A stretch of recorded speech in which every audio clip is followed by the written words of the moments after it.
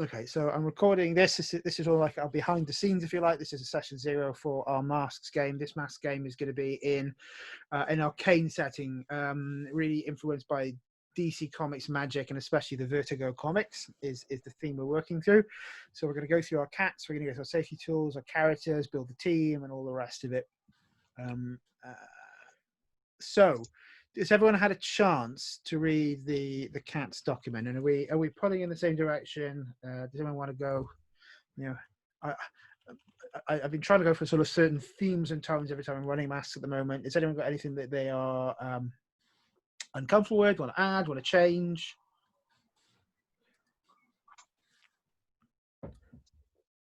No, I think pretty good with the as what's it's in the cats document at the moment. I don't think I've anything I'd object to.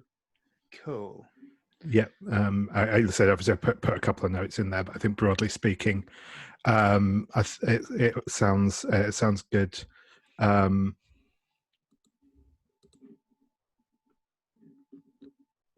So thinking, the sort of tones on it is magic is weird and dangerous rather than full firebolt fights in the middle of the streets sort of thing. Well, we can have that as well, but you might want to be clearing things out. But I think magic is a more of an underbelly. This city is probably is influenced by, but it's not New Orleans. I think it's New Orleans and Paris. It's probably got more of a European than necessarily Southern American feel. Certainly, we can still have voodoo and other bits and pieces in it. And be respectful of the history of New Orleans and all the undertones of race that come with it, hopefully. But it is a melting pot. I would certainly add sort of we can play around with things like Neil Gaiman-ish, American Gods type feels here as well. But I'm thinking that bad guys, a lot of them will be sort of other mystics, monsters, but we'll define that as we come through. Can you hear the background noise here? The background noise. I did hear something tooting somewhere. Is that? We got some marches outside the house just now. So I think they're protesting Dave. Which one, me or David Morrison? I mean, they've only just seen him. That's unfair. That's a link to the Character Keeper on the safety and support tab. So there's a few things I want to set up here. I think all of you are aware of lines and veils. This is one that we see floating around the gauntlet quite a bit, which is now lines and veils, almost an ask first if you want to start bringing it in, especially if it's going to affect your sphere of influence, the character, and interested things you would like to see. You can delete, remove, or change anything there. If you line something, it doesn't matter if someone else is interested in it, it is lined out. Okay. The other thing that I've got there is romance consent. I think it's always good in Team Masks to make sure we're aware of whether or not we're interested in playing that, and if so, if we're interested with PCs and NPCs. We will also then use a palette, which I tend to like to use from Microscope to set our themes that we really want to lean into and not to before we start choosing playbooks. Your lines and veils are confidential unless there's something I really need to have some clarification on. Is that all okay with everyone?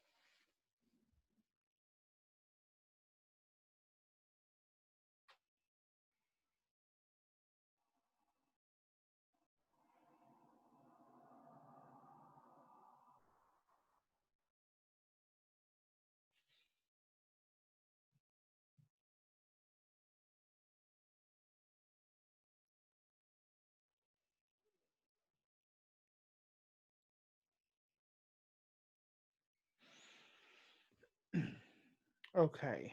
As always, these are this is a living document. I will ask us to check it at the start of each session. And if anything changes, we want to bring it up during the game, we will do so. In terms of other safety tools, I'd like us to. Oh, sorry, My Andrea. What were you? question: we have terrorism on the content list as both a veil and an ask first, and I find the concept of terrorism quite broad.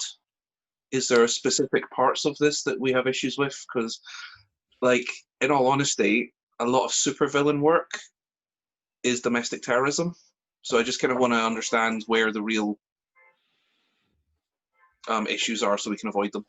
Yeah, no, I think for me, I know I certainly put the ask first in on that, and I think that's kind of actually the sort of thing. Is it is quite it's one of those things where a lot of the time it's okay, but sometimes I just find it a bit off.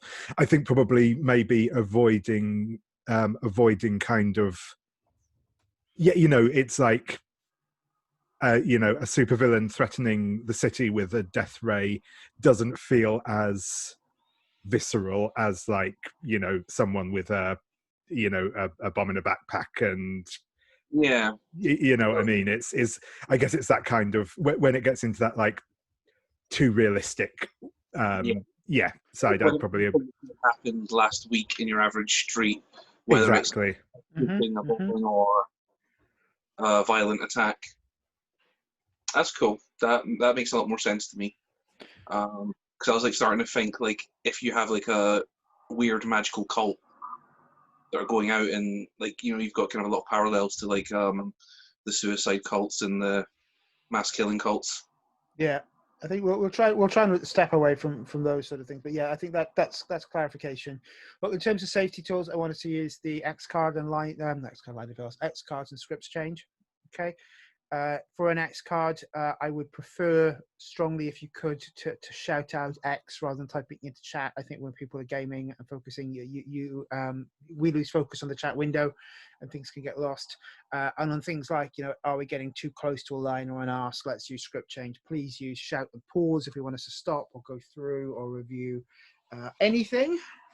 In terms of a cooldown and end of session, we will use stars and wishes, so we can just sort of go through and see how a game goes. I have started using, while I'm running games now, at the start of every session we do almost like a warm-up as well, where we sort of, once we visit the wishes, and then try and figure out what we want to get out of today's session as characters and players, so we know what we're trying to hit with each other, and that can be an invite for scenes or things for me to do or the other, but it just tends to mean that we're all pulling together as a team.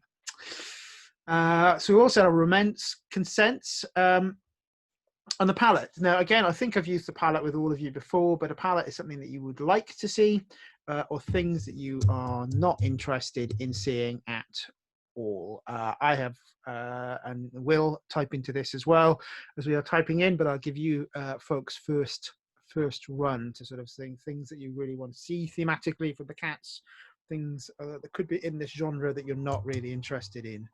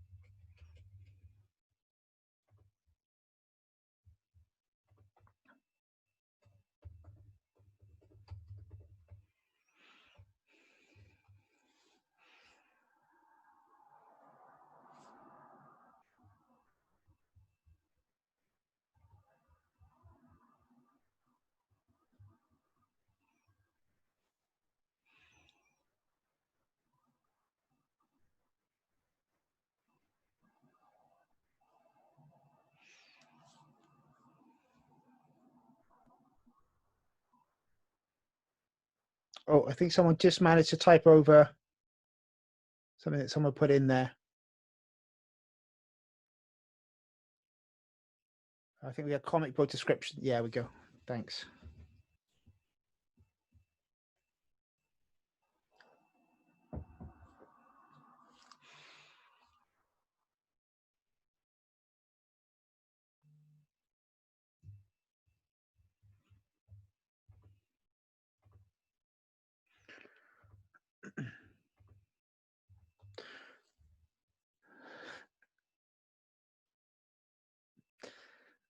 Some good old Grant Morrison shit with some Neil Gaiman, but without the breaking of social distancing. Cool. So lots of things we're going to want to see. Is anyone got anything they don't want to see?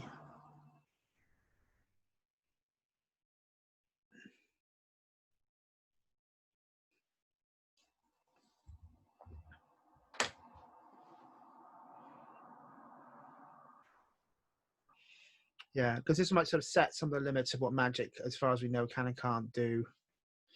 Because otherwise Magic can be quite a big...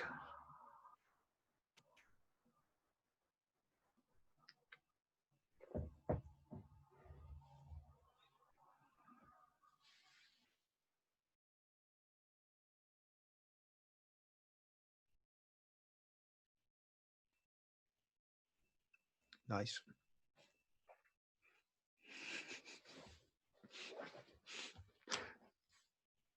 Boo hiss. I'm just going to put my scarf on.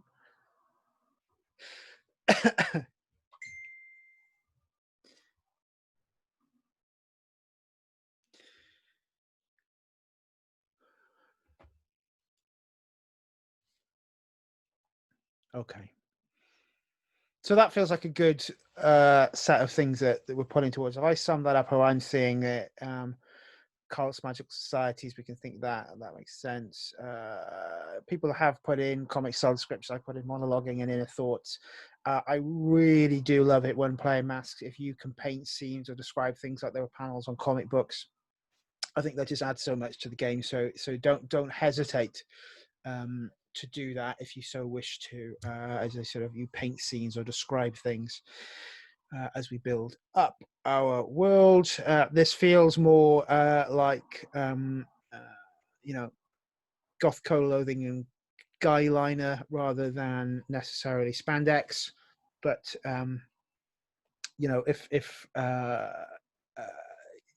anyone wants to play with that, I think we're capable of doing so. Has anyone got any questions for each other on what we've written in that wants clarification on anything?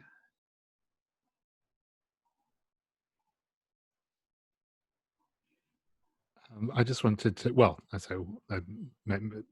think I put in the like significant mystic threats, but more street level setting side of things. I'm quite like.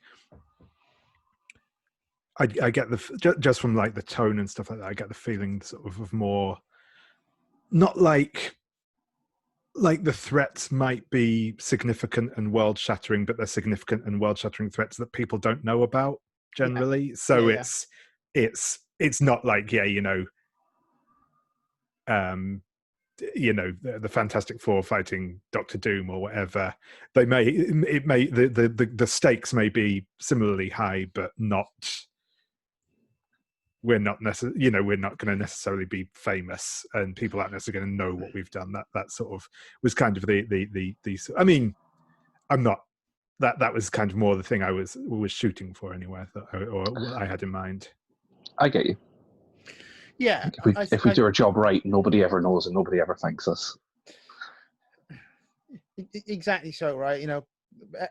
Everyone knows John Constantine, but no one knows John Constantine. That's the sort of thing, right? I think that if we're aiming for that, and I think it is, yeah, Magic clears its own shit up. It's not like over in Union City where you've got those highfalutin titans and people flying all over the place. This is a different type of game.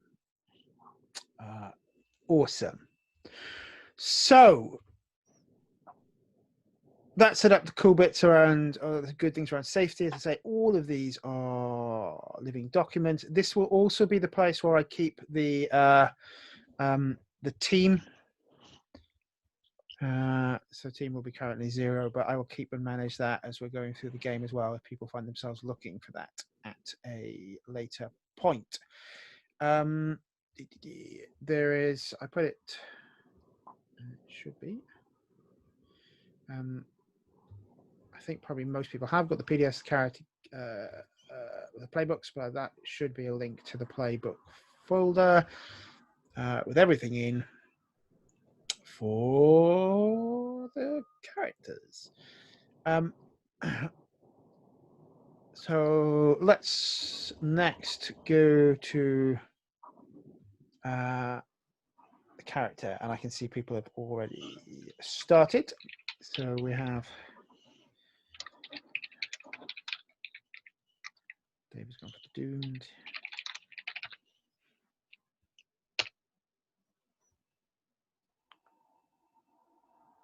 And what did Sabine say she was going to play? It was Transformed, I think. I think you're right. That was the ghost. Yeah. Yeah, Transformed.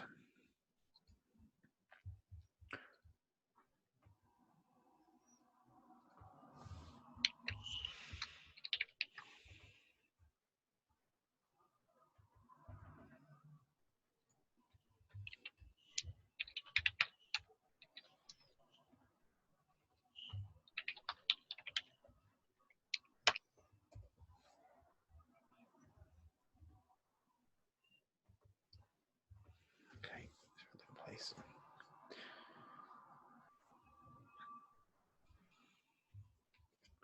So I think all of you know well enough how to build masks characters.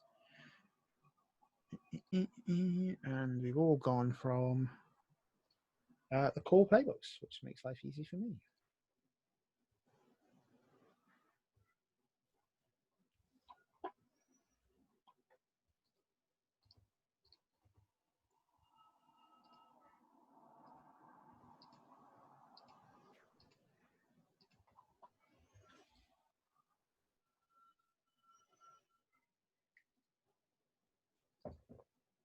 But we will do the background questions together. We'll go through those with your character. We'll introduce them, ask them of each other, start building up the board, the bad guys, the city.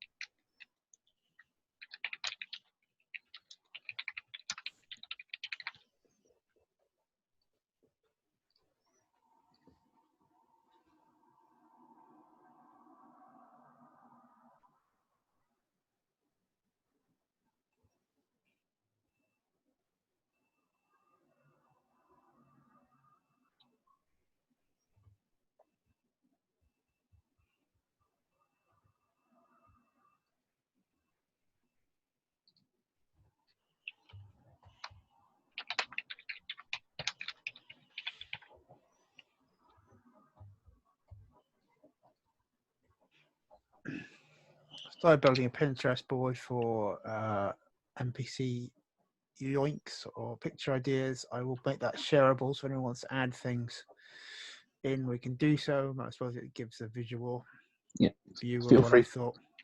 Feel free to include or share any of my stuff. You sent that over earlier today, didn't you? Yeah. But I will. Like, I will make that board collaboratable. Collaboratable isn't the word. Collaborative is a word. Like, I imagine they're all various versions of the legacy throughout time.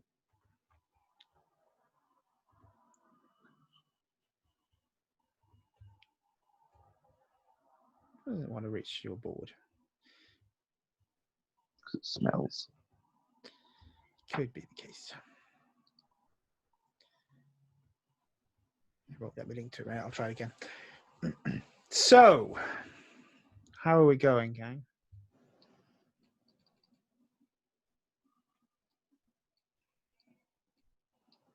Everyone's still typing. So.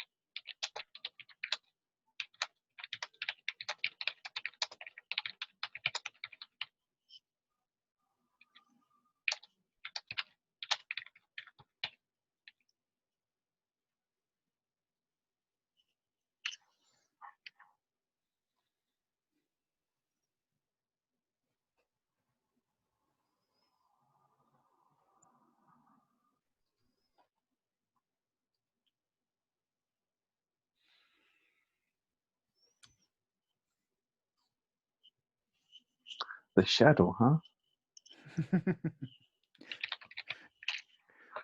We just had that character, a character called the Shadow in the last in the Mass Cosmic game, but it wasn't the Shadow at the end. So We technically had two characters called the shadow. well, one was a supervillain stealing your identity. To be fair, It was a pretty awful identity. I also don't have a definite article for in mine. It is just Shadow. Yeah, like I was struggling and just thought, what would an awful 12-14-year-old call themselves when they get to be a hero? And clearly they're going to call themselves the Shadow, and then gave up on it after one session.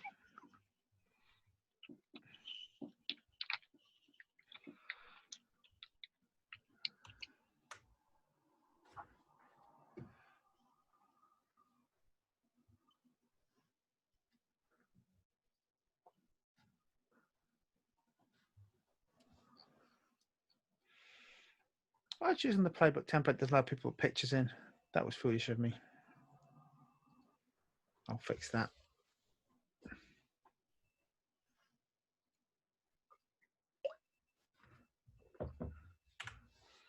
It's like about 5 masks templates on the keyboard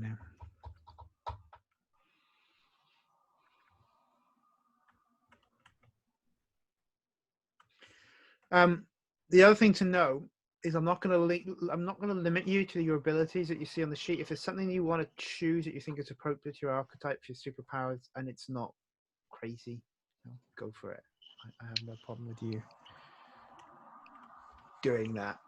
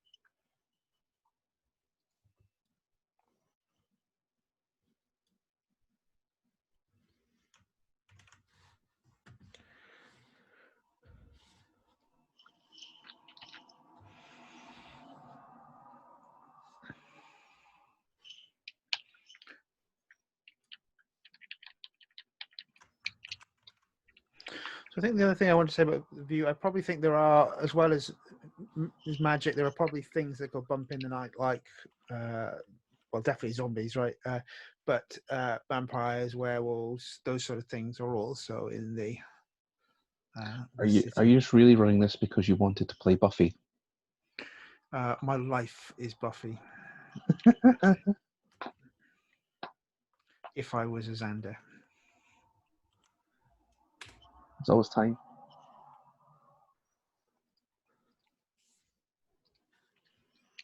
Yeah, wizards are cool, but so are vampires and the like.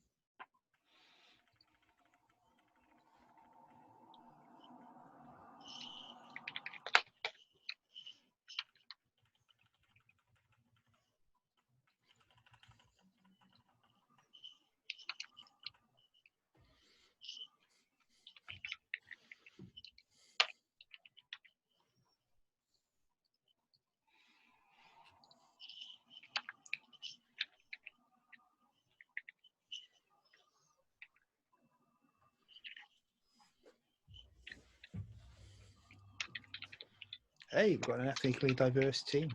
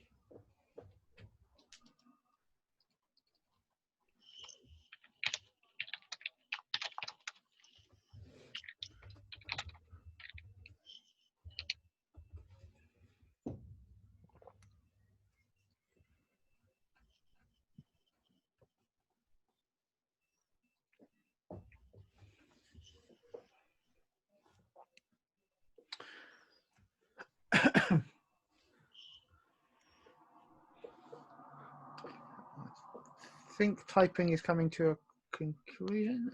People about done? Cool. Look, Yeah, I think so I'll ask you first of all to introduce your characters. I'm going to go through the backstory questions one at a time and then sort of zigzag them back between the teams. We'll do that before we take our half session break. Then we'll come back in and deal with things like the relationship questions and the when our team first came together question to set things up. You have, and I encourage you, the ability to ask questions of your fellow players as they're building their characters and help them build cool characters and assets around the city that we can tell great stories together about. I'm going to start in the order that the GM sheets recommend from asks, because that's quite fun. So I'm going to ask the Dooms to go first. So, Rick Soto Shadow, played by David, tell me about your character to begin with. Yeah, so Rick is I'm guessing he's probably about 18-ish thereabouts. He is he grew up an orphan. He grew up in the system, sort of thing, from birth, basically. he has spent some of that time kind of living on the street, or at least living in sort of precarious situations, and he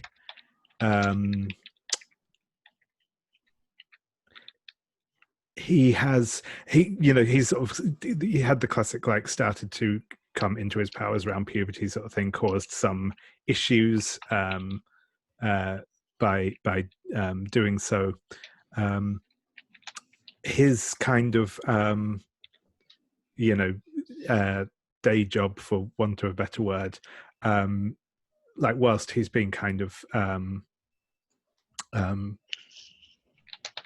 like living kind of on the streets, he's actually kind of the classic thing of being a sort of street magician come pickpocket, which is part of how his which he's drawn on his own powers to do so. I'm just checking. Yeah, so basically, the power suite that I've gone for him is that he has memory manipulation, psychic constructs, and vitality absorption. He is essentially, and I'll get into this in a second when I go into the Doom proper. He is basically like a sort of psychic vampire. Not the whole unliving thing, but just, he's kind of his powers are sort of psychic in nature.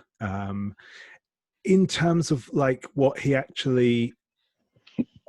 is, I think there's kind of a bit of a grade between like what powers he has, what of his powers he is aware of, and what of his powers that he's aware of he kind of makes more obvious, as it were.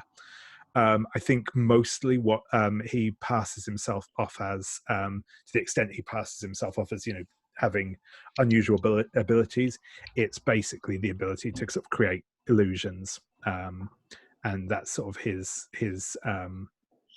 like layered persona. He's a bit more careful about revealing the other more dangerous aspects of his power, but yeah, that's sort of where he's at with that. Just before we go further, just a couple of questions for you there. Yeah, you sure. Sort of said you came into your powers at puberty. That sort of sounds ominous. What is this something that's happened to other parts of your family? How did you come into those powers? Does the nemesis connect to that?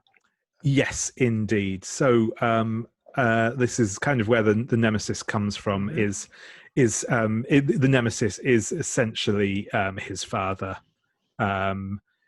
He, in fact, actually, to be honest, not entirely dissimilar to the whole Raven thing, but basically his father was a powerful psychic vampire. So not necessarily a vampire in the sense of being like an undead creature, but just a sort of had mystical powers that allowed him to leech life force and control people. He had been around for like a couple of 100 years, but was thought killed, about when Rick was killed, when Rick was born.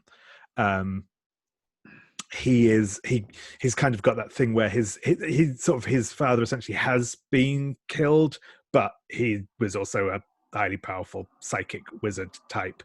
So there's kind of like a shard of him in Rick's psyche, and that's part of the source of his power, and obviously also the coming doom, as his father is starting to reassert or dominance over him, or either to assert dominance over him in his own mind, or to escape and start his own gig, as it were. And I think there's kind of I think at the moment whilst his whilst his father doesn't have like a corporeal form currently, I think that he is still has some ability to like affect the outside world, particularly like when Rick's asleep and stuff like that. So one of the things I was thinking there about, because just saying you fail on a roll is not so much fun, right? But when things go wrong, I might reveal new powers or things that you didn't know you could do, or voices from your father in your head. The cult that needs your blood to resurrect your father could appear at any moment. Those are the sort of things that sort of spring to mind. Yeah, that would be suitable. So, and tied into that, I'll cover that now as well, because I don't think there's, again, is there a specific question about it? Sorry, just...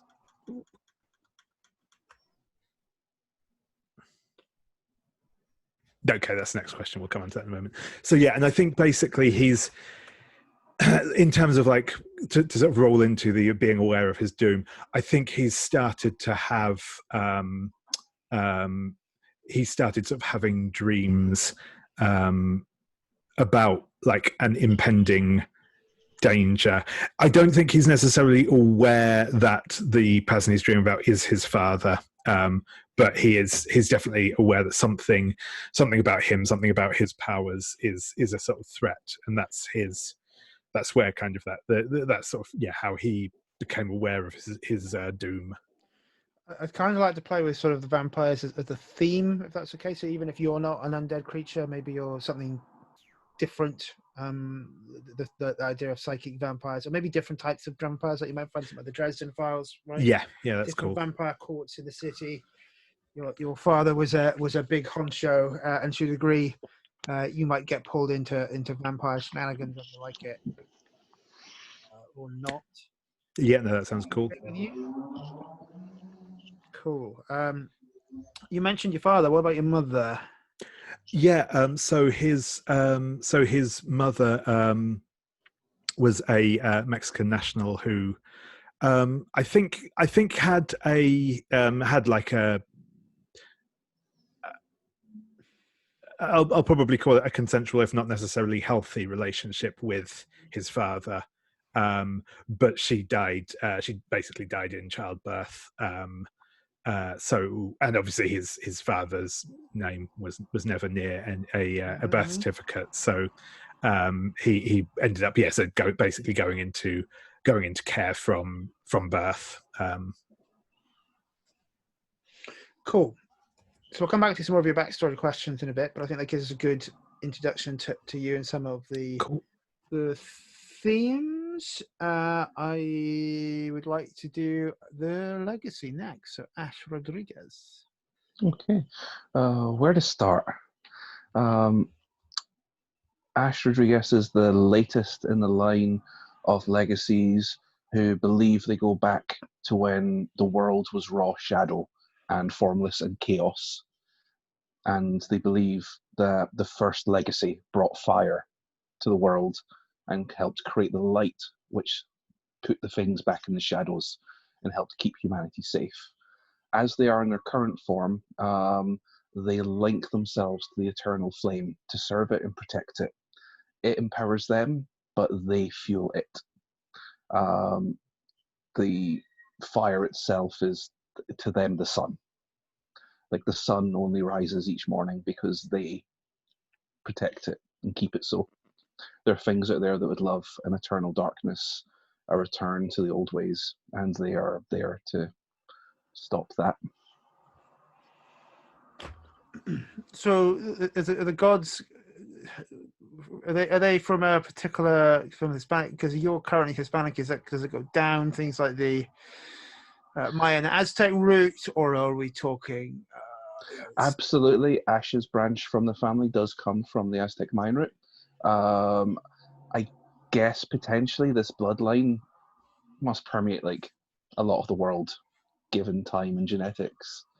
But they still believe themselves to be the last vestige of that old lineage. And yeah, back in the Aztec times, I guess they would sacrifice others to keep the fire going and to keep the flame alive.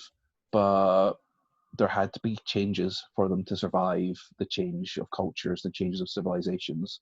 So now they sacrifice themselves slowly. Cool. So with the legacy, some of the important questions is we need to know, some important parts about the legacy still open, active in Circle City. Had you had any thoughts around? Yeah, so Ash's father, Apollo, is still active and quite prominent. He's probably one of the most serious superheroes around. His granddad is retired now and quite judgmental. He went by the name Hyperion, and in a lot of ways is as stern, overbearing, and slightly awful as the name would imagine. Although granddad's now mostly a burnt out husk. Like, he doesn't have long left. The fire is almost done with him, and that's why the lineage has to keep getting passed on. What happens when the fire goes out? Or do we not know that yet? Well, the one within each Yeah, person. if you got Hyperion, right, and that fire burns out. We will all be nothing but ash. Literally, the life will burn out of each member of the legacy, and there'll be nothing left of them at the end. Cool. So what are they known for? What are your legacy? Are they like, say superheroes, so to speak, but superheroes in inverted commas probably in this setting? Are they powerful wizards? Are they, what are they? What does your legacy do? Why are people concerned or respectful of them? Like, the fire gives them power, and I think a lot of that manifests almost as like superpowers, or I guess like demigod abilities. And I guess in the olden times, like, they were probably revered as gods and as heroes.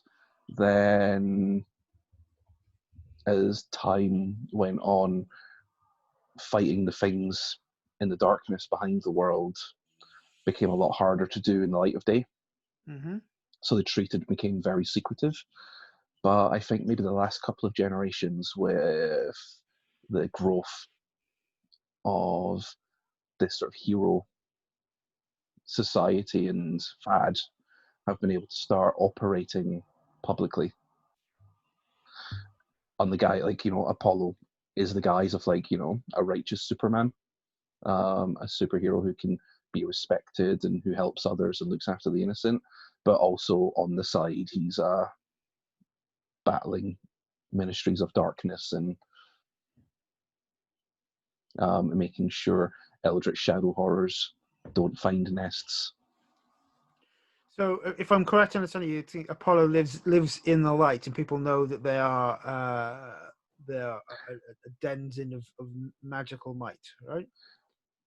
Yeah, it might be ambiguous as to where his power comes from, but he's definitely a known hero.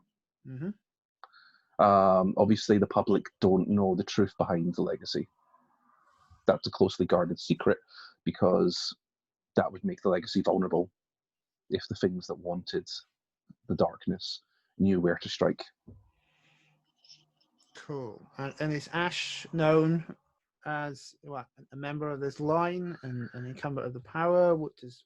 Yeah, I think Ash was pushed into the role a little too soon. He wasn't quite ready. And when one commits themselves in links with the fire, there's quite an elaborate ritual that's performed where they become one with the flame, and it did not go well. And although Ash now has the power of the legacy within him, he's been quite badly burned and left physically scarred, like quite horrifically, because I think either he hesitated or he wasn't ready, or there was something in him that was weak. Okay. That let it get out of control. And I think that's why they're maybe considering adding another member to the legacy, because there's doubts about Ash's longevity and his ability to uphold the role. And it was interesting, if this is like an Aztec or Mayan heritage, Apollo, Hyperion, those are very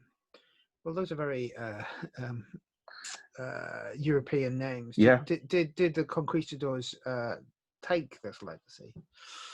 No, they each choose a name when Mhm. they take the power, and they have just always gone for names of myth and lore and power that are recognizable, like incarnations of the sun gods, um, avatars of fire and light.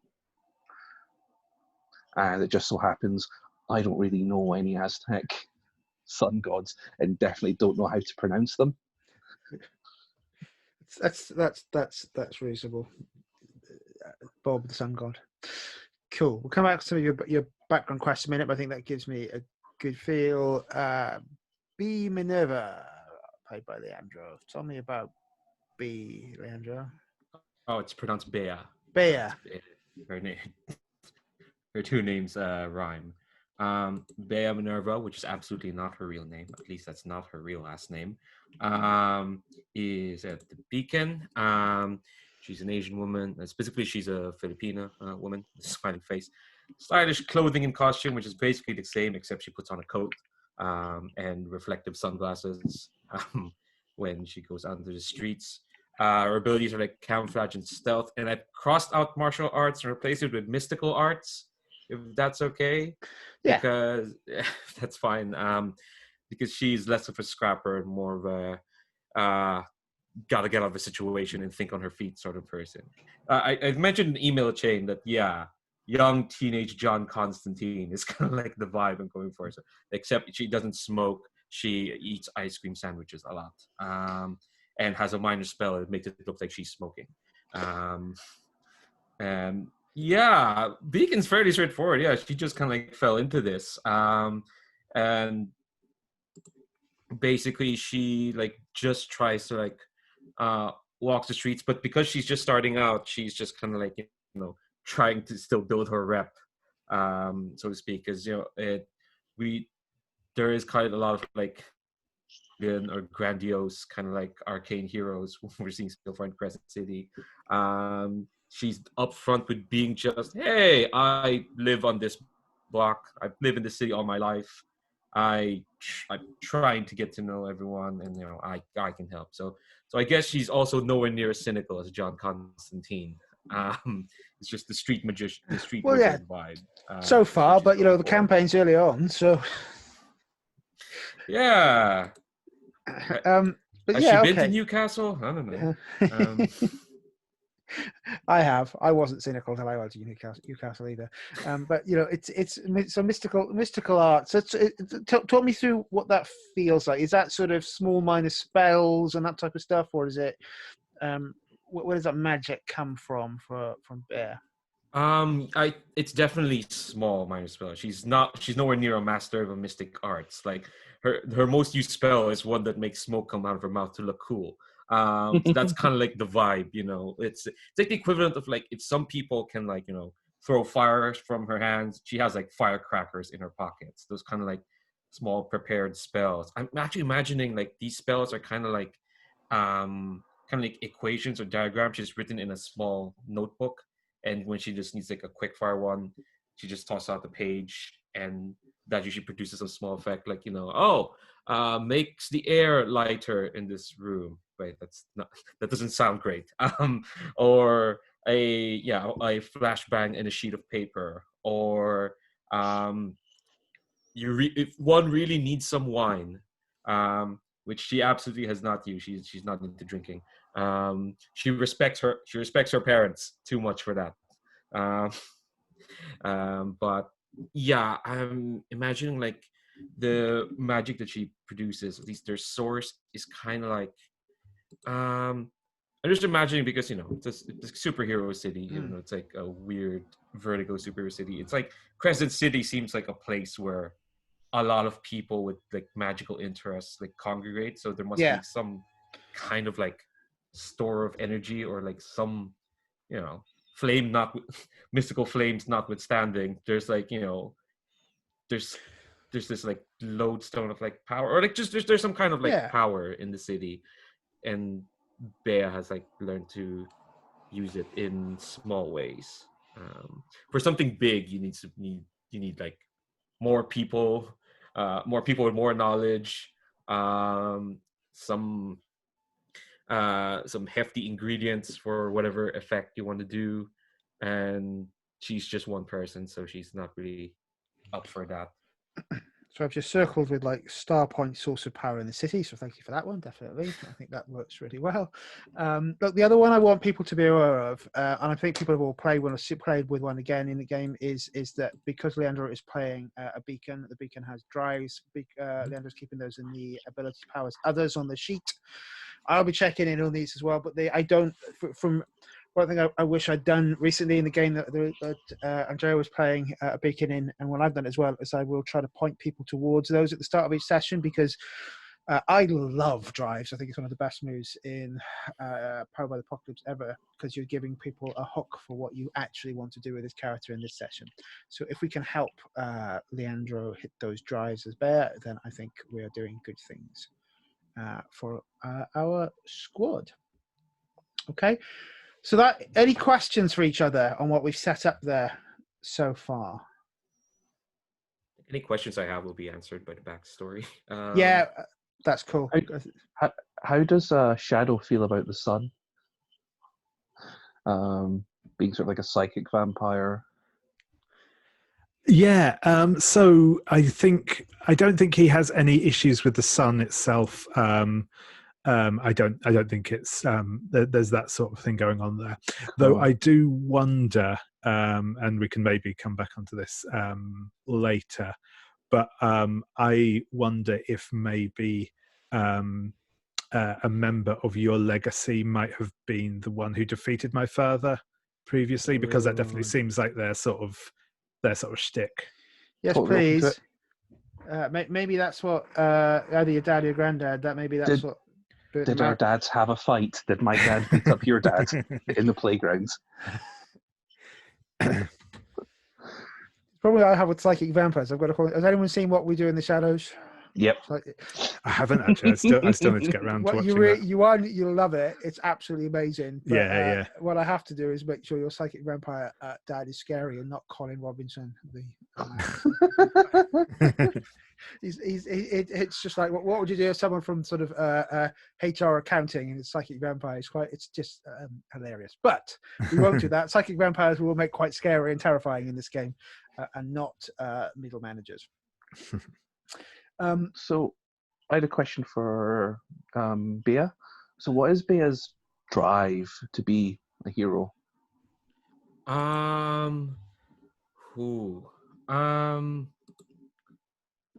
Why not just a regular teenager?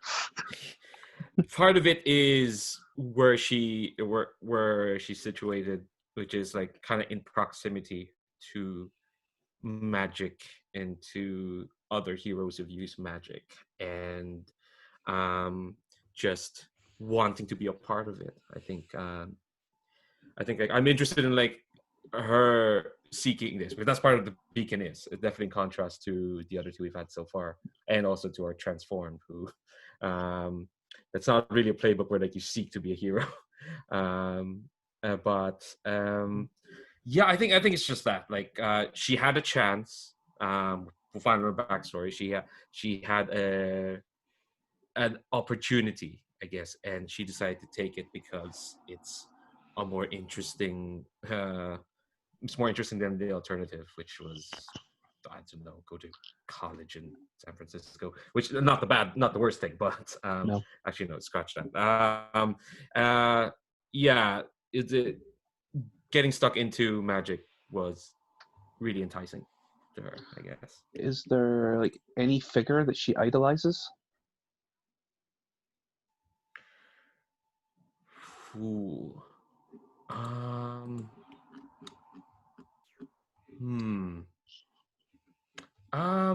Actually, I think it'd be interesting if there isn't really. That's fine. I was just curious what kind of beacon it was all. Yeah, the more arrogant one, apparently.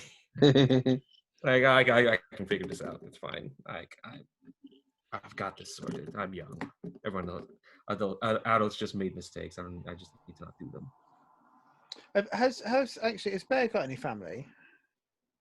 Yes, she's got two moms. She lives with them. They run a combination cafe slash internet cafe slash bookstore in the city. For all the wannabe wizards and tourists that come through. Mm-hmm. Excellent. Okay, cool. So we're going to go back through now and do a backstory question, a piece, and rotate through, taking our time with these to sort of flush out the city. So when did you first learn of your doom? Rick?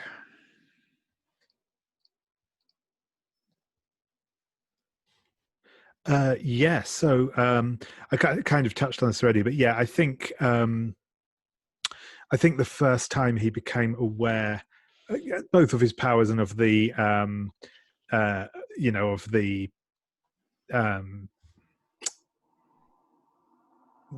sort of doom awaiting him was I think he was like having nightmares, and he saw glimpses of his father and his father's past, in a very kind of dreamlike kind of way, sort of thing, and I think those dreams have been recurring, and he can feel kind of he can feel something coming, that he's sort of trying to hold back. And I think when he had that first, I think that, like I said, that was when his powers first manifested as well. And I think the kind of some of his some of what he was dreaming kind of manifested, and sort of destroyed the foster home he was in at the time, or well, let's say destroyed, caused chaos in, and I think that was probably like the first time that he sort of ran away from home, and that kind of mix of like trying to outrun what's coming for him, and also to try and, because he was worried that other people would get hurt by it as well. And I think since then, he's kind of been in and out of foster homes and stuff a bit, but yeah. What are some of those motifs in the dreams then? Do they recur? Yeah, so I think there probably are. It is, to kind of tying into his name. I think that it is lots of like big shadows and sweeping kind of indistinct figures, and that sort of thing. Is that very like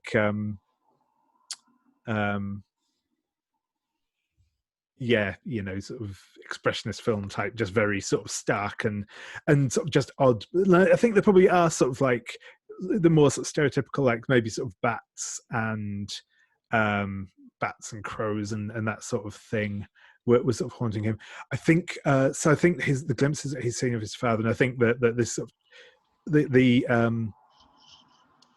his father was originally actually a priest during the Spanish conquest, and so I think he's got that kind of spooky black robed figures that are always the ones that are suspected to be haunting places. He kind of sees a lot.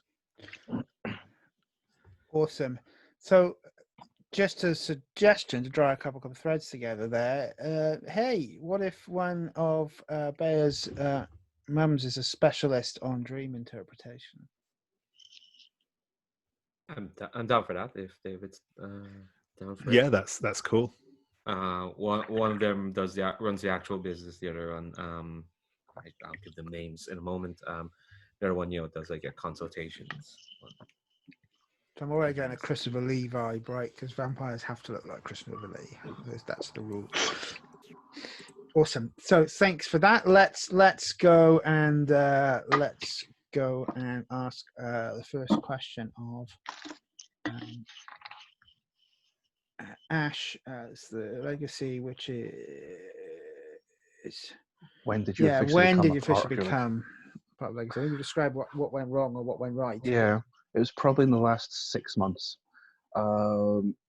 Like he's always been destined to be part of the legacy, and like his family have been shaping him towards it, teaching him all the ancient ways, teaching him like their truth of what the world and the universe is and their place in it. However, the legacy I think is in jeopardy.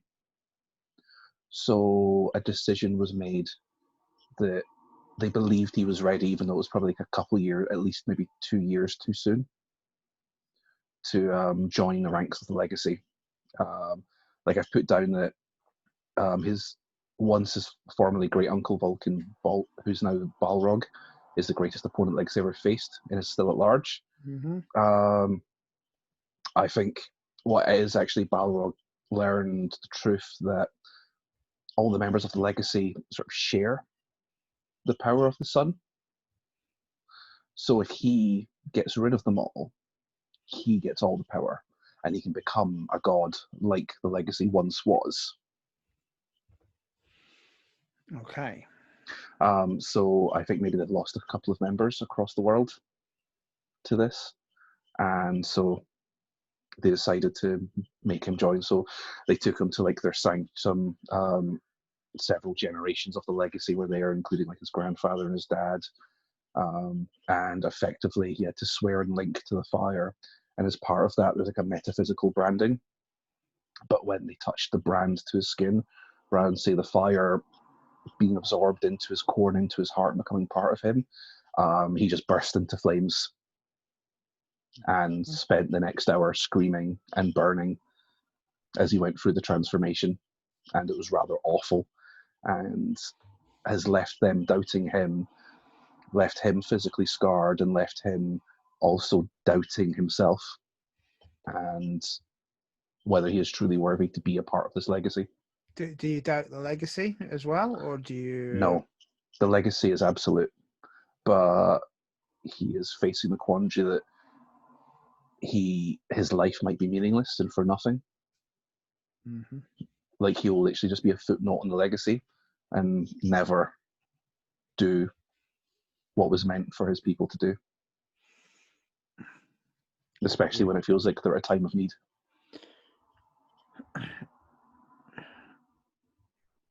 Got you. Bear, your first question is, how did you gain your skills? How did you first find out that you could do magic?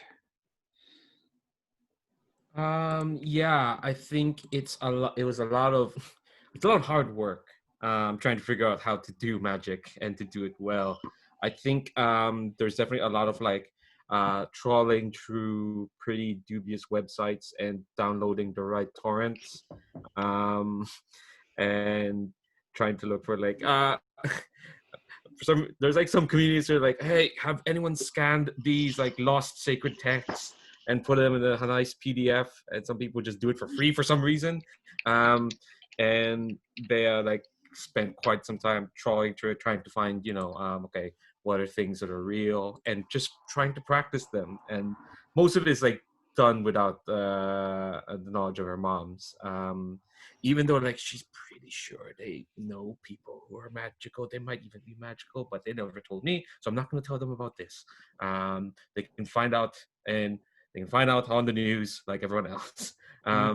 So we probably get like a montage of like, yeah, her like hunched over her desk, just like, okay, should I download this? It's gonna be fine. There's a virus warning. Ignore. Download this, and then her like trying to like practice these spells, probably in some near the swamp or someplace a bit remote, at least away from the shop.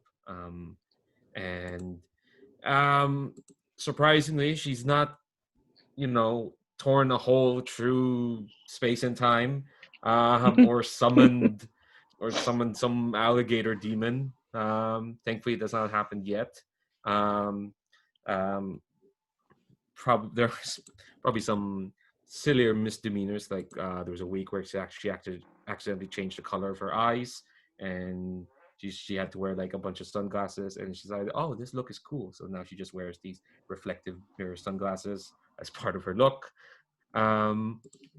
But yeah, it's not. They're not skills that just came to her. She actively worked on learning the few bits of magic she has. It's all. The thing is, it's all self-taught. So it's Mm-hmm. all like, if a competent wizard would look at it to be like, they'd be baffled at the leaps of logic and the cludging together of different concepts to create what she needs. Let's just hope a devil at a crossroads doesn't offer you real power then, right? Nah. What could the devil offer me? I don't need to learn how to play the blues. That's not what my interest. That's not my interest. Well, there goes my entire eight session arc, right? Learn to play the blues. How did you get your sanctuary, Shadow? Oh, you have a What does sanctuary? what does your sanctuary look like? Yeah. Jealous.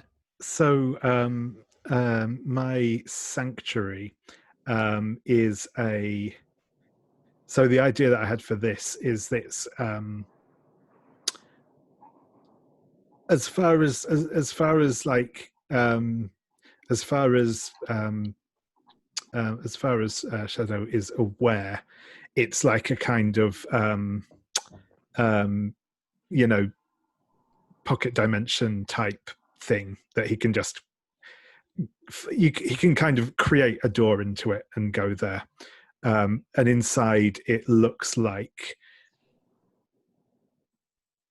it's got a very like, yeah, you know, sort of like 18th century 18th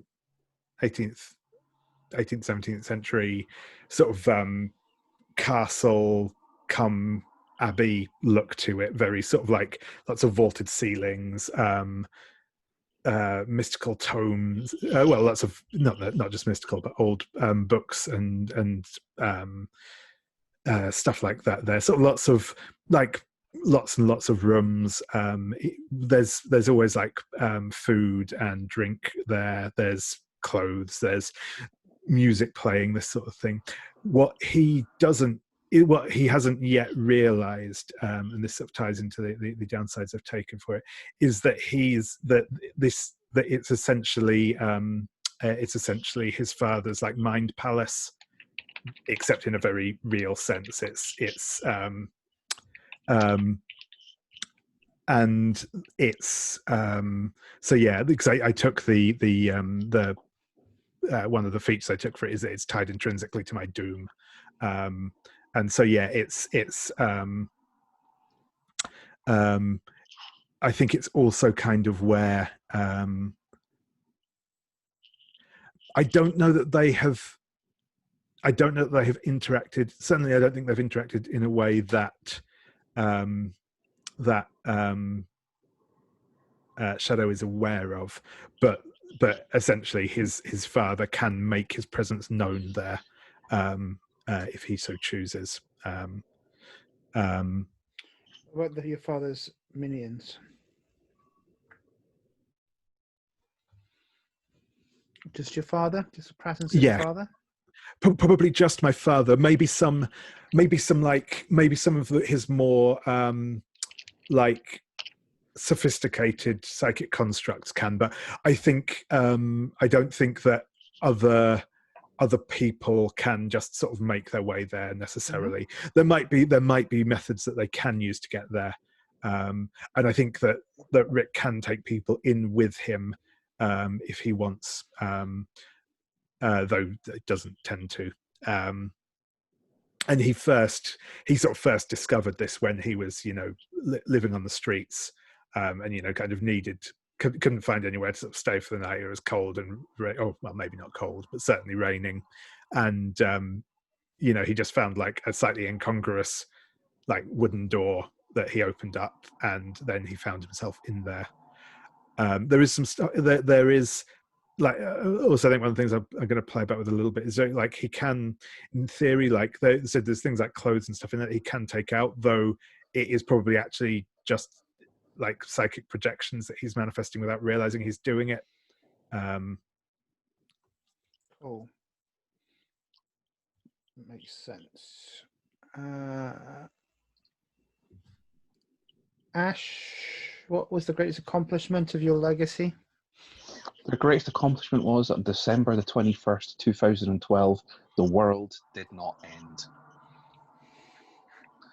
Because obviously there was a lot of talk about the whole Mayan calendar and a lot of people believing that it could be the upcoming apocalypse. And then all of a sudden across 2012, in the darkness, all these strange Aztec and Mayan cults that had never existed in 2011 or prior started appearing and started working. Literally, people's belief started pushing the world to the verge of an apocalypse. But it was the legacy that in the shadows stepped in, thwarted their plans, and 22nd of December 2012 happened and nobody was the wiser. Was this the same year that or the same battle that Rick's vampiric father was defeated in? I'm not sure. No, I think he would have been defeated before then, just for the timings to work out. Though I do like the idea that maybe there is some connection there to the. Maybe that was the first time they tried to bring him back because he's the harbinger of the end of the world, right? When was that battle then, Rick? When was your father defeated? So I mean, it would have been, like I said, it was essentially just around the time that Rick was born. So about 18 years ago. Okay. Got you. So turn it to millennium then. Yeah. Turn to the millennium. And then he tried apocalypse. again in 2012. Yeah, like we all knew the 2000 millennium apocalypse was hocus, but the 2012 one almost got very, very serious. And the problem was, if people found out about it, that would just drive their belief in it even stronger and make it inevitable. It was like literally humanity trying to destroy itself accidentally. Why does my dad keep trying to destroy the world? That's like a good folk battle album, right? Got it. Cool. That makes sense to me. And we'll do one more question, and then we'll take a break and come back round. But Bear, your next question is: when did you first put the costume? Why do you need to disguise yourself? What's the reason for that? Yeah, because so it turns out she may have been fibbing in the previous question, and she may have accidentally summoned a horrific ghost maelstrom on her favorite deli, and she had to put on a at least some kind of disguise so that they won't find out that she had accidentally summoned a well, not horrific. It was mostly spooky, but it was certainly terrifying, and obviously we ruined many a night.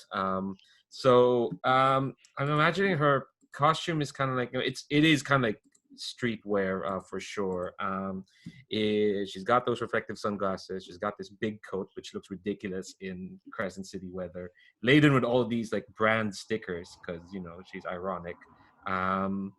And these big old headphones to kind of like at least cover up a bit of her hair, so at least and also she's holding an ice cream sandwich and smoking somehow from the ice cream sandwich.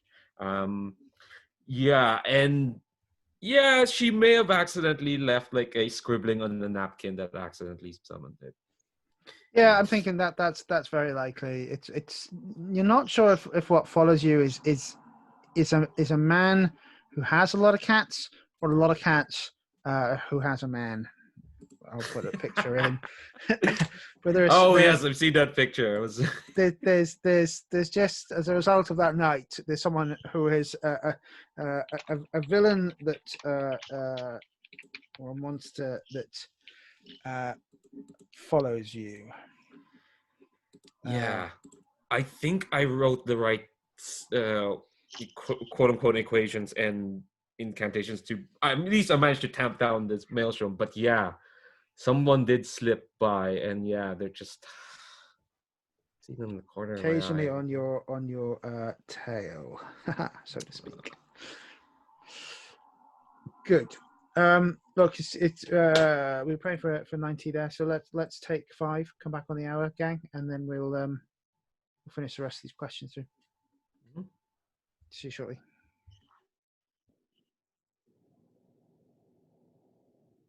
You're muted.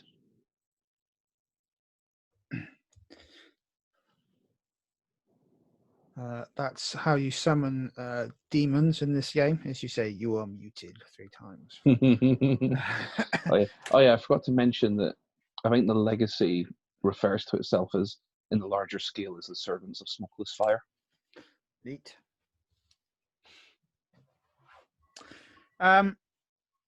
How do you oppose your nemesis, Rick?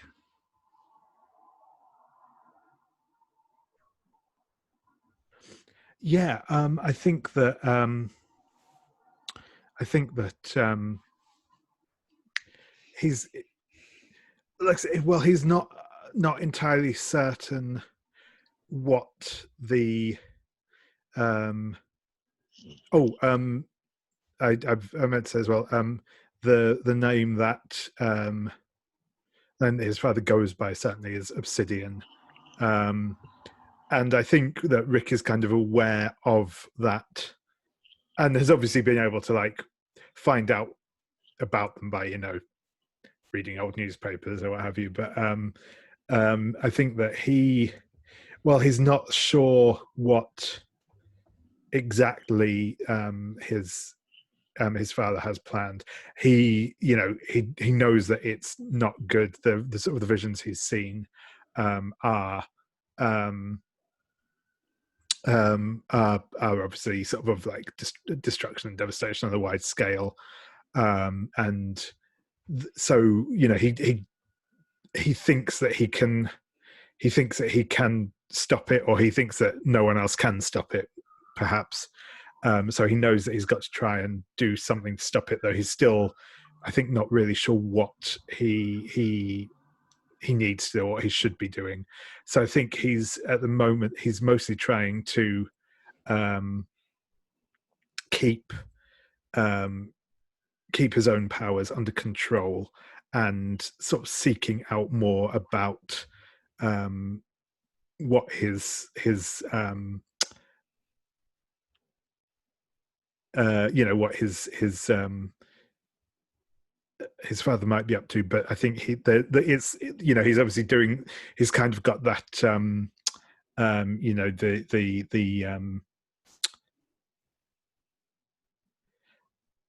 not exactly that he's not exactly like bound not to speak about it, but he knows, I think he is aware that the more he speaks about about this like coming doom, the more power it has, and the more power it has over him as well.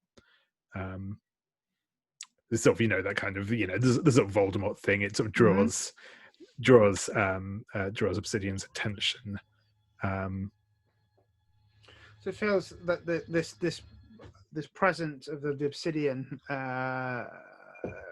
it's still tall over the city, right? Though this person has been gone for a human generation. Yeah. They're feared. Yeah, that's right. Yeah. Okay, got it.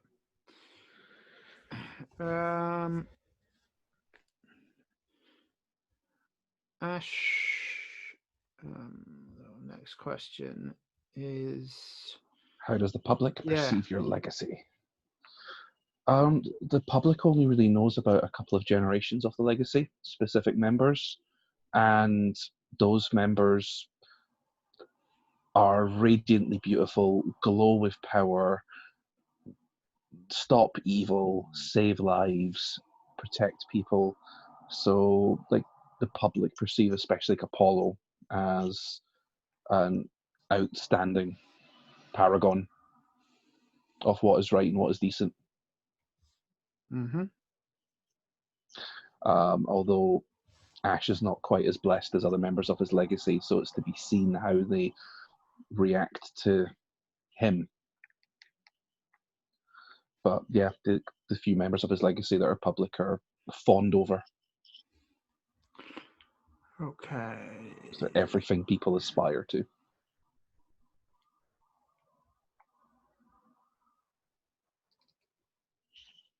Got you. Okay. So let's ask the next question of Bear.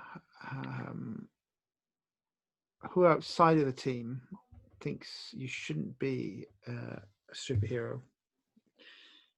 I think it's an ex of mine. Um, uh, an ex-girlfriend, Mhm. Sherry. I want to give her a Cajun last name, but I can't think of anyone of anything. Uh, Table that for a moment. Mhm. Sherry, and she doesn't want me to be a superhero because, and also we broke up because she didn't tell me that she was being trained up by an actual wizard in Crescent City, and she knew that I wanted to do this sort of thing as well. Um, but she didn't tell me until she found out what I did in the in the deli, and basically they told me you're playing with things. I know about these things, and I'm like, why didn't you tell me? I thought we were meant to trust each other. You knew I want this. And she's like, well, I know you want this, but I don't think you should have it because you wouldn't be good at it. If she had a masks playbook, she'd be a protege, I guess, Mhm. Sure. who is not playful in any way whatsoever. Um, Business. yeah. So we broke up. Like at least there's enough respect that we're not gonna rat each other out to to anyone else about our identities. But she's not fond of me going out into the streets. Do you know who's training here, or is that something to discover? Um, Something to discover because I don't know yet. All I know is they're a legit wizard, or at least have legit put time into this. They would probably be a master of the mystic arts or Mm-hmm. something to that equivalent. Got you. Lovely. Then let's go to penultimate question. Who outside of the team is crucial to defeating your nemesis, Rick? Yeah, I think I'm going to. I think I'll probably say the obvious one is that I think that that Ash's legacy obviously could be very, very useful, but I think that I'm probably going to create a new link out just because that's sort of already quite baked in. So I think there is an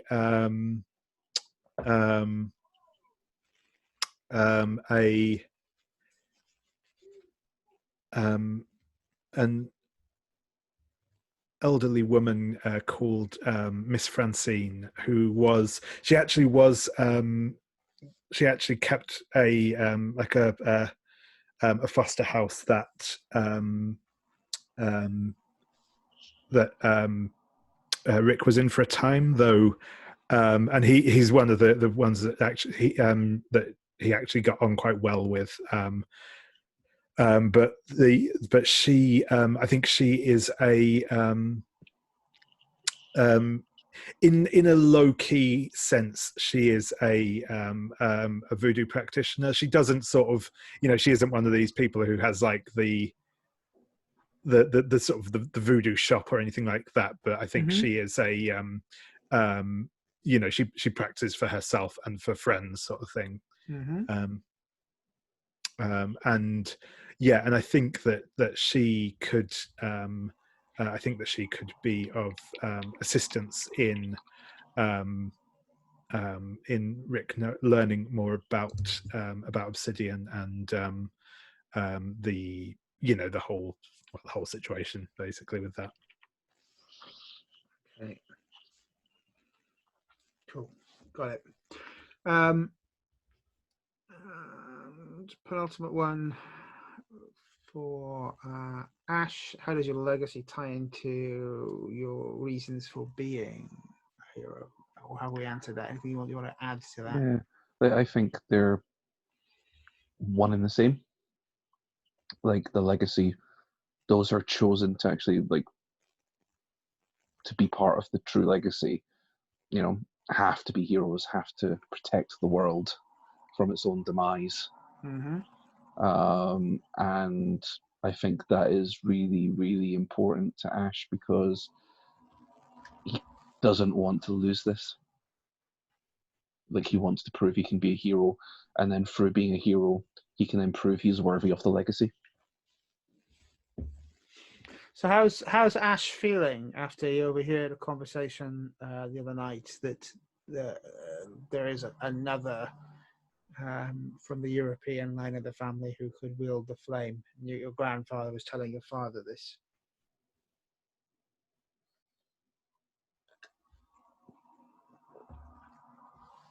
I think he feels shame and embarrassment, but he also has that drive to prove them wrong. If he can just maybe one great act or show consistency of spirit and character and show he's dependable and he can be trusted to do what he's told. Got you. That he doesn't want it to be a mistake, and he certainly doesn't want to go back to just being a normal family member and having to help those that bear the flame. So the sort of hooks you're giving me, I just want to make sure you're okay if I play into those and challenge that position that you have in the family regularly. Is that Yeah. what you're looking for? If you look up at the legacy box, I've detailed all the active members. Cool. And you have Saul, who's his cousin, and I think he's the next possible member of the legacy. They're actually thinking of that Saul might be ready to take the flame. Okay. Where Ash was weak, and that they can put all their hopes in his basket. And Ash doesn't dislike his cousin for that, but needs to prove his worthiness. Got you. Why'd you try to be a hero, Bay? Because I'd be good at it. I think. Well, I say you think no. There shouldn't be any hesitation. No, I'd be good at it. I'd work hard on it. It's something I need to be good at it, because otherwise I don't know if I'm really good at much other things. I'm good at watching 50 episodes of anime in 2 days, but that's not really something you can put on a CV. This is something interesting that I can do, that I can try to be good at. Like, I think Bea thinks of a time where she can absolutely save the city. Maybe by herself, maybe with others, but she can be there. She can help. It's better, and it's and she has this like notion that it's better than running a bookstore, which probably not. It's probably nicer and safer to run a bookstore than to endanger yourself. But she's 17. She's got notions. Awesome. The final question for everyone is why does the team matter to you, right? So, Rick, why does the team matter to you?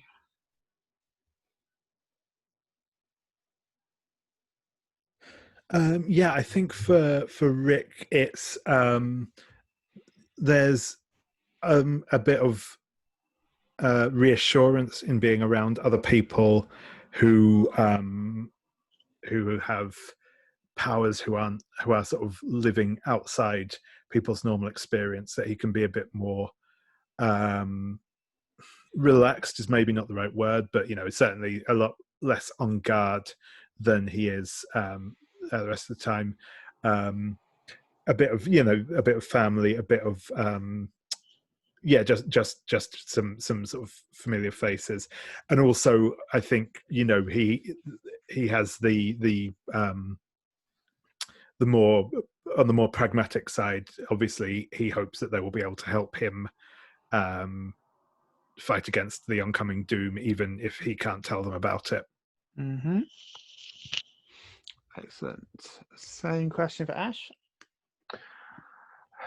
On one level, the team are a means to an end. Like, they're how Ash can prove himself, but beyond that, like, their strengths will push him further. Their weaknesses will make him stronger. That I don't think it's. I would actually say it's not uncommon for members of the Legacy to have cabals, like close members and friends who aid them. So I think one, it is actually an ancient part of the role, which means it's important to him. And also, like, they're his team.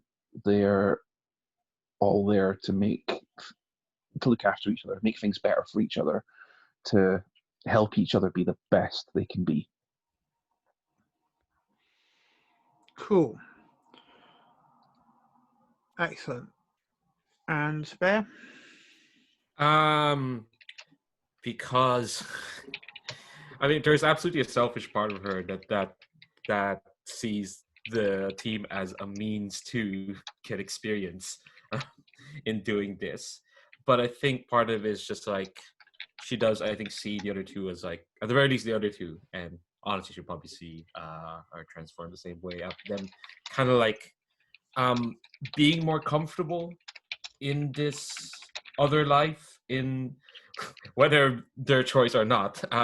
They absolutely do know more, and she cares to like make sure that she belongs, and that she knows that like sticking with them, she'll learn more about herself and grow better as a hero in this role. Excellent. So I think how we'll play when our team came together in relationships is when Sabine comes in with Revenant. I think she's possibly not quite yet a member of the team, but is someone you've dealt with, and we'll sort of frame the first episode around her deciding them. I don't know whether that's going to be he, him. I think it was going to be joining the team, but we'll establish that the rest of you have been together for a little while. And let's set up those. Let's set up when the team came together, and then we'll do the relationships row by row around as well. So again, I'm going to ask that of Doom. We could all sort of contribute to paint the scene together about who we were fighting and what, but. It sort of feels like the underlying doom that draws you together is obsidian and something connected to that. So I'd like to suggest that is the reason why the battle or the team came together was around something like that, and maybe it's something that draws the legacy in as well, and yeah, does that work? So to sort of suggest that there was something to do with the remnants of Obsidian's vampire court. I think the courts usually have kings. Their court has been shattered, but they're still around in the city. These psychic vampires. So let's suggest that it was a battle with them that was necessary to draw you together, and it put things and possibly people you care about in peril in the city. Does that work as a framing proposition for everyone? Yeah. I think that from my perspective, Ash needs a rite of passage, which is probably what this was. Mm-hmm. Yeah, that's good to meet me. Cool. So we have one of these psychic vampires probably doing something to someone they really shouldn't have been, and then it goes all big and crazy from there. So the question to ask is you paid a high cost for your victory. What was it, Rick? Yeah. What would be good? I will think that maybe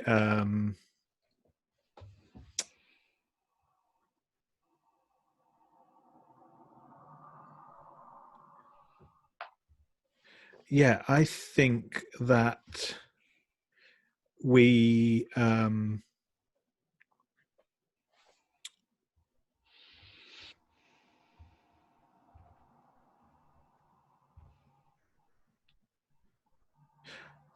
I'm not sure. I suppose it's not exactly a cost, but I think that that we were able to. I think, like I said, I think maybe they were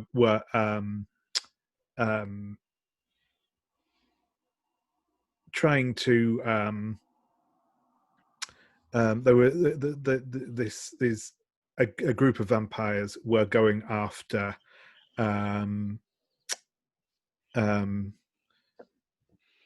Maybe the like a kind of and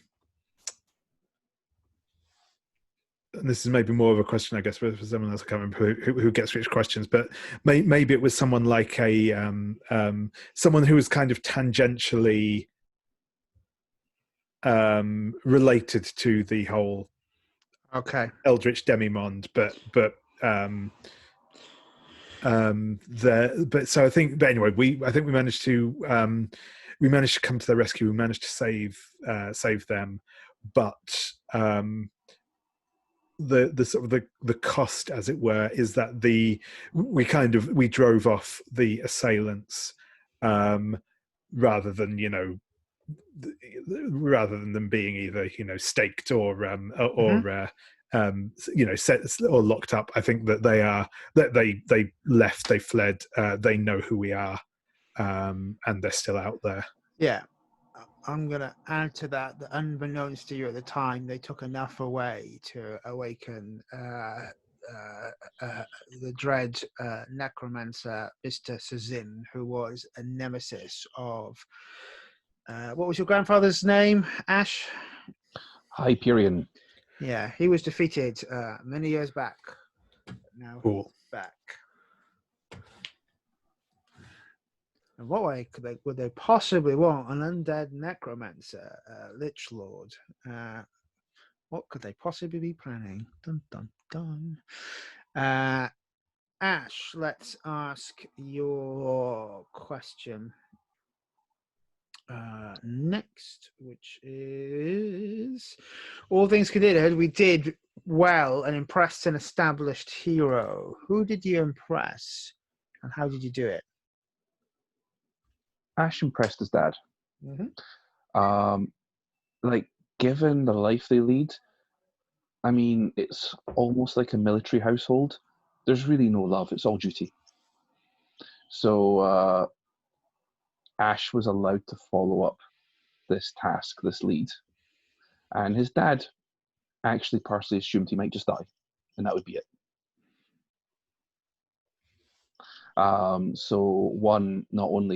So he actually not only survived, but pulling together as a team, they managed to thwart the necromancer.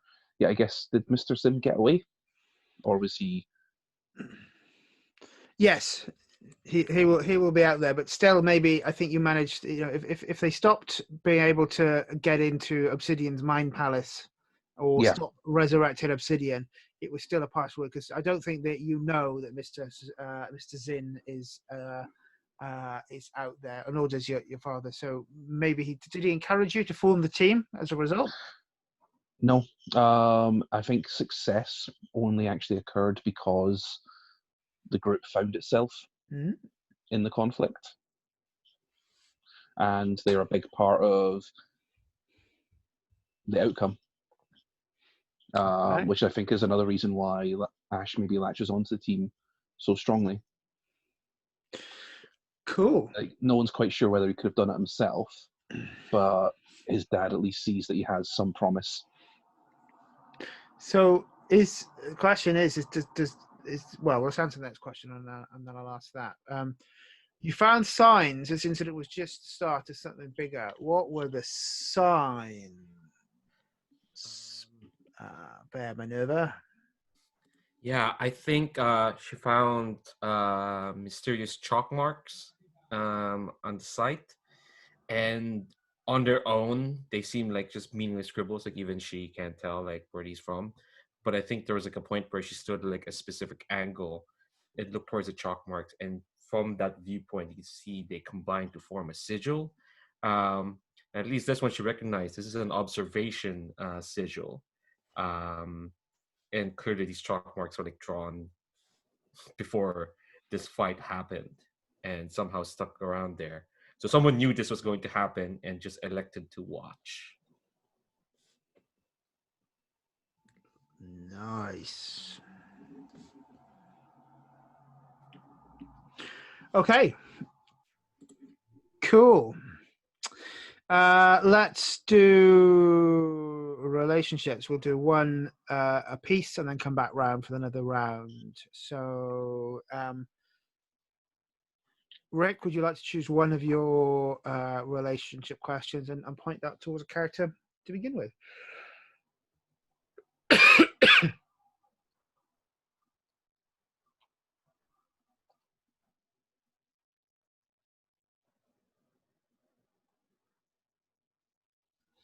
Sorry, I got lost in my tabs for a second there. Yeah. Ooh.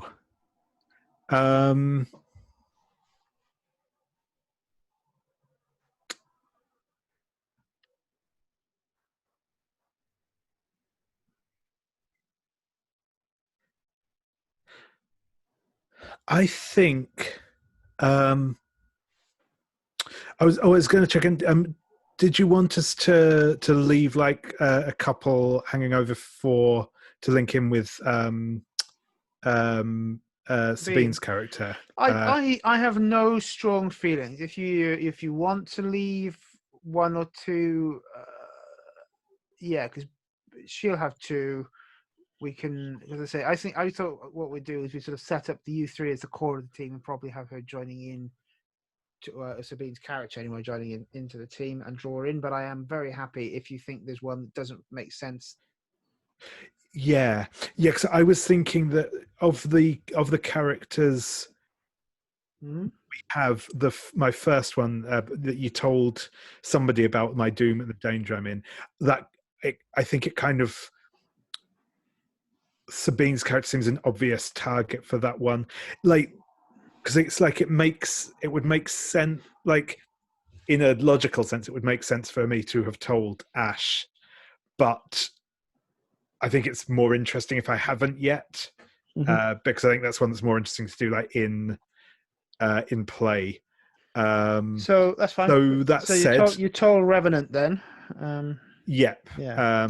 We could establish that with. Yep. But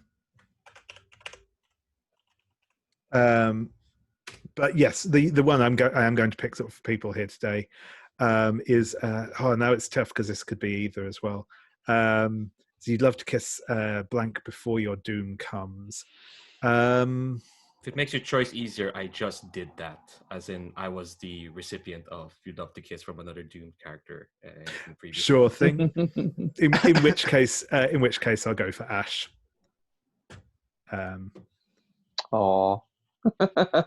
Both give great romance scenes, so it'll be good either way. I'm definitely not necessarily excluding anyone from that particular one, but yeah, I think that's the more interesting one to choose for the outset. Yeah, that's absolutely fine. Love triangles are the best. So Ash, do you want to fill one or both of your questions in with the two characters we've got present? Yeah, so I'm trying to figure out something that would actually be shameful for my legacy, but not overly serious. I was thinking it would actually be quite ironic if Prometheus told Shadow that effectively his legacy will burn him out eventually. Because you can't talk about your doom, but I can talk about mine. Yeah, that sounds good. I like it. So, yeah, I think I trust Rick and told him an important secret of your legacy. And that is that he is part of the first flame, like the sun itself. And even though it powers him, he and his family power it, and eventually it will burn them out.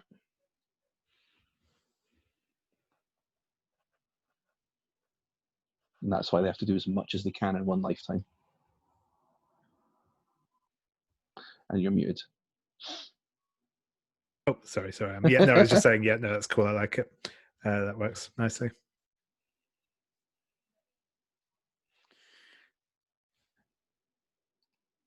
Yeah. You got to prove yourself to X before you feel like a real hero. I think this easily maps to like Ash to Prometheus, because I think Bea has kind of vaguely heard what little scraps she's heard of the servants of the smokeless fire. The main thing is she's found a bunch of fanboys who really into it, but like, you know, they don't know anything. They've messed up, you know, names, histories. They thought they prevented an apocalypse in 2011. You know, that one. But so she thought, like, you know, they're a bit overhyped, whoever they are. Then she met Ash and like, oh no, he's legit. He's got this kind of unlock, or at least that's what she thinks. And definitely like someone who's like, you know, part of that order means, you know, they must have got their shit together. I quite like that. It's helping me sort of set the characters, because, you know, it's like when you have like DC magic characters, right? Sometimes you've got like the Spectre, who's a member of the JSA, and is like big and bold, and someone like Zatanna, and then like they almost feel like minor characters and no one knows about. So it's sort of like people know about your legacy, and then sometimes they don't, and it possibly depends on who's cast a spell that day. But the real folklore of what you do, because you don't make big of your deeds, is sort of that's what the arcane conspiracy theorists know about. Yeah. And now There's a lot. Now I need an NPC group who are arcane conspiracy theorists who have a bulletin board on a blog. Oh, they have like, you know, 2-hour YouTube vlogs all about this. They're still on LiveJournal, right? It's that bad. And they're led by Warren Ellis. Just sits there and rambles about how the universe is actually a triangle. Is Warren Ellis in Alan Moore's Legacy? Is that how it works? Yeah. They're the triumvirate of weird, aren't they? Yeah. So David is keeping his second one back to use with Sabine. Are you going to put your second legacy out? Sorry, relationship question out. I'm thinking that if there was anyone that I was probably going to do something awkward stroke shameful with, it would probably be the Beacon, because they're that kind of person. Yeah. That's not too far-fetched, right? Oh God, no. You accidentally just summon a ghost not a ghost deli, a ghost maelstrom in a deli. Anything can happen. Yeah, so I'm trying to figure out how you've misled me. And it might just be something simple that's just like breaking day-to-day tenets of this weird cult. Yeah, I guess that depends on the day-to-day tenets. Like, what will be something that'll be like innocuous enough that you'd forget to like have in your mind? Yeah, see, you've got get drunk or hive a teammate down as a drive, so I probably don't want to jump on that yet, because that then leaves less space for us to get drunk and high together and have fun. Yeah. In the future. Yeah. Yeah. If we did that and we got caught, yeah, you'd be less likely to do that and have to talk to other people.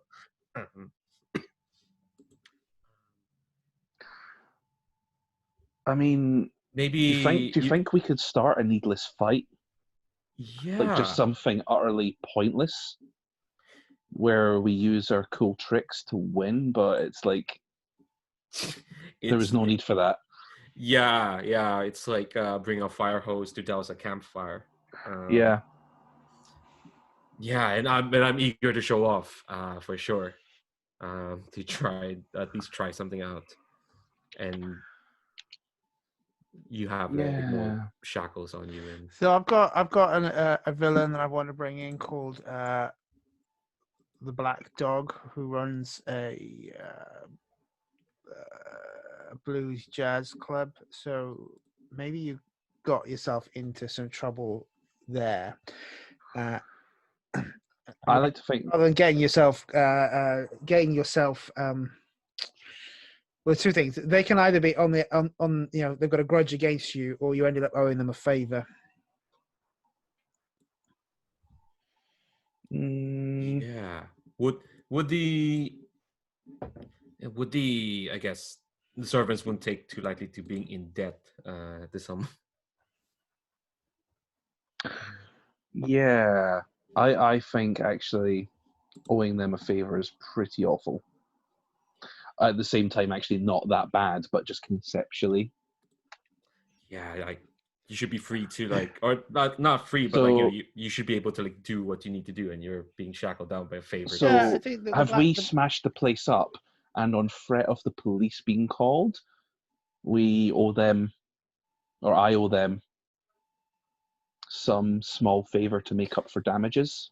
Yeah, I think it's the sort of thing where you could say that maybe more of the damage may have been caused or started by Bear, but her collateral isn't really worth much, so they wanted her immortal soul or a small favor from you. Yeah. Seems Sorry, like a good your trade. immortal soul has been lost. Update your character sheet. I mean, no, I'll do the favor. I'll do the favor. I mean, she'd Yeah. be massively insulted that her immortal soul is the equivalent of a small favor from you. Yeah. But I did burn up a chunk of the bar. Oh, that's true. Destroyed many good alcohols. Okay. And So I'm being blackmailed effectively, and that's what the shameful thing is. it's one day I will ask a favor of you. Don't worry, it's not something that will destroy you, hero. But the Black Dog trades in spells and magical secrets, right? They're the sort of person that. It's the kind of person to be like, okay, we could get the authorities involved. Hey, we could get Apollo involved, or we could just settle it between us, right? Yeah, Like exactly. gentlemen. Yeah, exactly so. Cool. And do you want to use your second question up there? Yeah, I kind of want to like. I'm interested in figuring out the dynamic in play with Revenant and Bear. I think I'll use this one up now. Black is awesome. You take every chance you get to hang out with them. I mean, come on. Shadow can do illusion stuff. He can just do it. Like I don't know how he could just do that. That seems really cool. If it's okay, David, to absolutely misconstrue your doom a bit. Yeah, no, that's cool. I like it. Yeah, like you just do this illusion stuff, and meanwhile, I have to spend a night diagramming how to do an illusion. Yeah, the old classic sorcerer wizard thing going on there. Excellent. So that takes us up to influence then. And for the doom, that is, these people matter for what you need to do. Give influence to 2 of your teammates. Again, if you do feel you want to hold one for Sabine joining, then do feel free to do so. No, I think I quite like giving the 2 people that I have sort of formed a team with influence. I think for now, so yeah, I'll go ahead and do that. Excellent. Cool. And the same for the legacy. This part of his team, for better or for worse, you can think give influence to all of your teammates. Influence over me.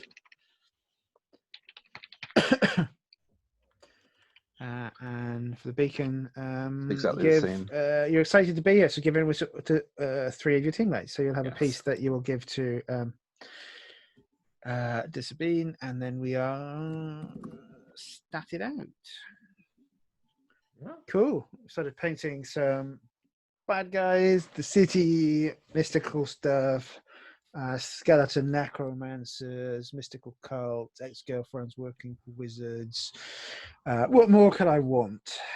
Does anyone want to cover or go through anything else this evening? We're a bit ahead of schedule, but there's only 3 of us this evening, so anything anyone wants to do or discuss or work through? Yeah. So like one of the things it says is like X person is retired and quite judgmental. Mhm. I think after Ash had joined the Legacy and went through his ordeal, Hyperion's comment was, maybe it would have been a mercy if he just died. Oh. Thanks, Grandad. You see, I've recently been watching through the Cobra Kai TV series. It's like your granddad is like John Crace. Your entire legacy is totally Cobra Kai. Yeah, I mean, like Hyperion is like small, shriveled up. If you poked him, bits might crack off. Mm-hmm. But inside, he's still a raging ball of Grandad. Excellent. It's funny actually you mentioned the Cobra Kai thing, because this character I originally sort of came up with them to play in a game that Sawyer was running, but someone else picked the Doom, so I went with something else. And when I was going to do that, I actually had I used the guy from Cobra Kai as my image for this character, or well, for that game, who would have been this character. But yeah, so that's a funny coincidence. Hearts of Rule and Cobra Kai will be going up in August. Yeah, cool. Cool. Okay. Good. Look, I don't want to go into first scenes really until we've got Sabine sorted. So hopefully she'll be with us next week, and we will get that done. But unless anything else anyone wants to resolve, we'll shut down half an hour or so early tonight, and I'll catch you next week. Cool. I will upload this video to YouTube. I won't make it public, but just so Sabine can watch through and have a run through before she joins us next time. Hey, Sabine, looking forward to meet you. You say that now. Sabine's lovely. Awesome. Right. Okay.